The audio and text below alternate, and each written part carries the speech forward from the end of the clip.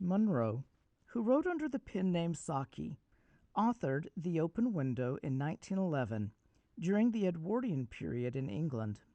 The Open Window takes place in an English country home and tells of a young girl outsmarting her adult counterparts with her clever storytelling. In this story, as in many, Saki subverts the traditional setting of the Edwardian sitting room with macabre imagery and a surprise ending. When the story opens, Framton Nuttel, a single man, has moved to a country town to cure his nervous condition. His sister has arranged for him to meet several of her acquaintances to prevent him from becoming lonely. One day in October, he pays a visit to Mrs. Sappleton, but she is not immediately available to greet him. Instead, Mr. Nuttel is entertained by her 15-year-old niece, Vera. Confident and self-possessed, Vera directs the conversation, finding out that Nuttel is new to town and knows nothing about her aunt. Pointing to a large, open, French-style window, Vera proceeds to tell Nuttel of her aunt's tragedy. 3 years ago to this day, she says, her aunt's husband and 2 young brothers exited through that window to go snipe-shooting. All 3 men drowned in a bog that day. Their bodies never recovered.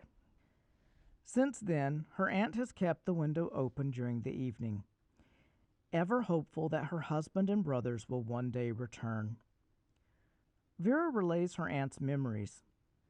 Mr. Sappleton's white raincoat slung over his arm, the spaniel at their heels, and her younger brother, Ronnie, singing, "Bertie, why do you bound?" Vera says that sometimes she has an eerie feeling that the men will appear at the window. Right at that moment, Mrs. Sappleton enters the room, apologizing for the open window and explaining that she's left it open for her husband and brothers, who are hunting. Framton listens, aghast. He attempts to change the subject to his illness, but Mrs. Sappleton stifles a yawn. Suddenly, Mrs. Sappleton remarks that the hunting party has returned. Framton sees the silhouettes of 3 men and a spaniel walking towards the house. One of them has a white coat draped over his arm, and as they enter, another sings out, "Bertie, why do you bound?" Framton flees the house. The adults don't understand, and Mrs. Sappleton remarks that Framton looked as though he had seen a ghost. Vera tells them that Framton was likely afraid of the spaniel. She then spins an extravagant story.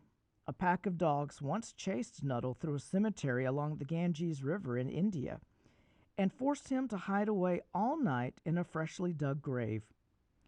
He's had a horror for dogs ever since.